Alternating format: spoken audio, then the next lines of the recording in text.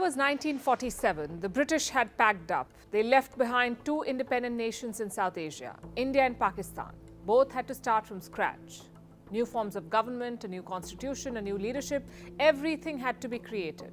Back then, both nations had the same goal, to become a democracy. But only one succeeded.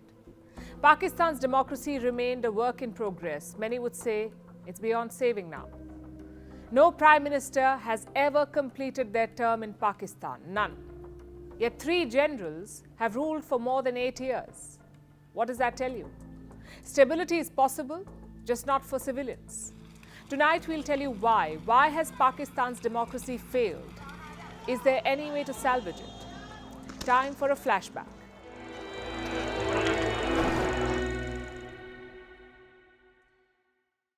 Think of democracy as a house. And what does every house need?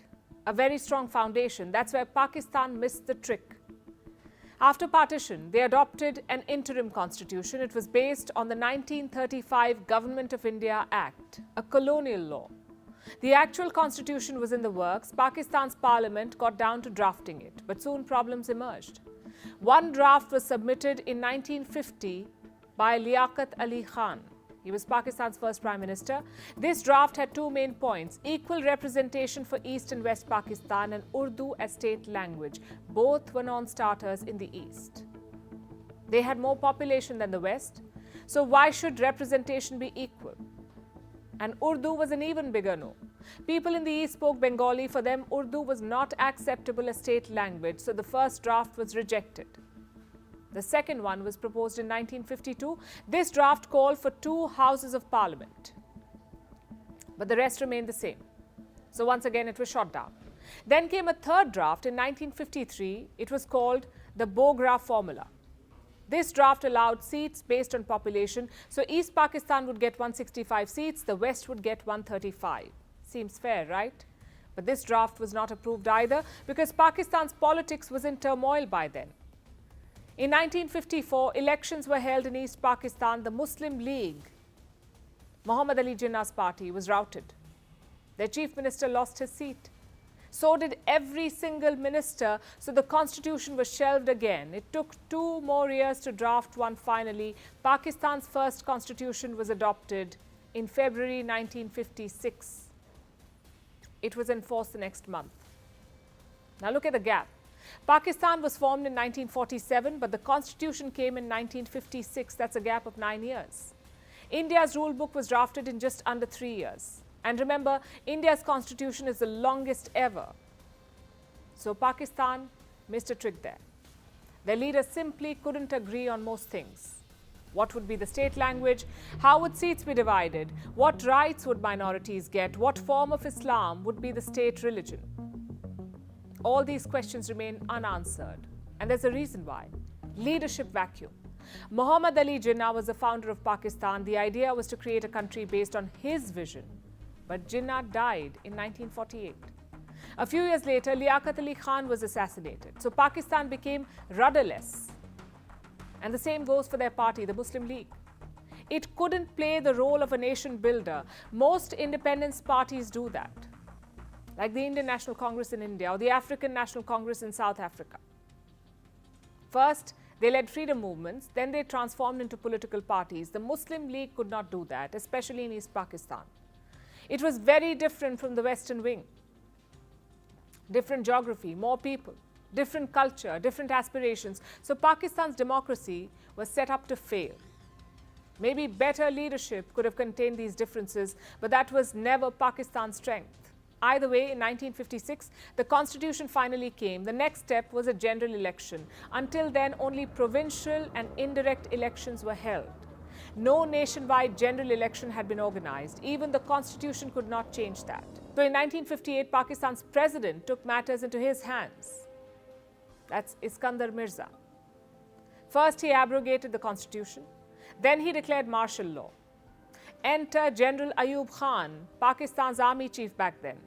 During martial law, he took charge. He became the president of Pakistan. Ayub Khan would rule until the late 1960s. Again, no general elections. It was a military dictatorship. So why did he give up power? Well, in 1965, he fought a war with India. He tried to take the whole of Kashmir, but Ayub Khan lost. Plus, young Pakistanis were growing agitated. They were fed up with military rule. So in 1969, he resigned. And the next year came general elections, Pakistan's first since independence. Look at how long it took. 23 years to hold the first nationwide general election. By then, India had completed 4. The 1970 polls came with a surprise. In West Pakistan, the Pakistan People's Party won. Its leader was Zulfikar Ali Bhutto. He was allied with the army. But in the East, it was Awami League all the way. They had the numbers to form the government, not just in the East, but for the whole country. They had the numbers. But Bhutto and the army had other plans. I'm sure you know what happened next. Pakistan's army tried to crush dissent in the East. India intervened, and Bangladesh was born. So the Pakistan army was beaten and shamed. It was the perfect chance for Bhutto. He could have taken the country in a different direction, built a strong culture of civilian rule, but he did not. In 1977, elections were held again. Bhutto's PPP on one side, a coalition of 9 parties on the other. The PPP swept the election, but the opposition cried foul. They protested. They said the voting was rigged. So Bhutto went to the army and he declared martial law, got opposition leaders arrested, and once again gave the Pakistan army an in. Big mistake. Because in 1977, the same army staged another coup, and 2 years later, Bhutto was tried and executed. What happened in the 70s was a repeat of the 50s. Civilian leaders had the perfect chance, but they failed, and their failure allowed the army to capitalize. Back to our story now. The new dictator in Pakistan was General Zia-ul Haq. He ruled until his death in 1988. After that, more elections followed. This time, the army had a different role, that of an orchestrator. The generals would stay behind the scenes, but their picks would win the election. That's how Nawaz Sharif first came to power. And since then, we've seen one more coup when Pervez Musharraf ousted Sharif. After that, it's been back to orchestrator mode. And this short history tells you why Pakistan's democracy failed. You can divide it into 3 reasons. 1, the weak foundation. Most democracies function because of rules and traditions, and for that you need a constitution. Pakistan was late in getting there. Reason number 2, the source of power. Think about how most leaders win elections, by building a support base, by appealing to the public. But Pakistan's leaders never tried that. They found an easier source of power, and that was the Pakistan army. So one military coup led to another. And finally, reason number 3, the nature of the society. Even today, Pakistan is a feudal country.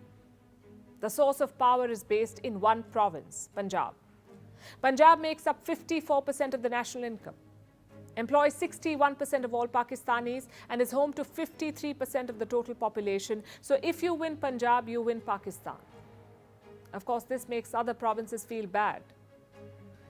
These are not excuses for Pakistan's politicians. They must take the blame for this failure, because democracy is like a good habit, like being punctual or exercising every day. No one is born with those habits. They are developed through time and effort. Democracy is like that for countries. You need to keep investing in it. And with time, it will become a habit. But Pakistan's leaders never tried to cultivate this habit. What's worse, they got the country hooked on some bad ones.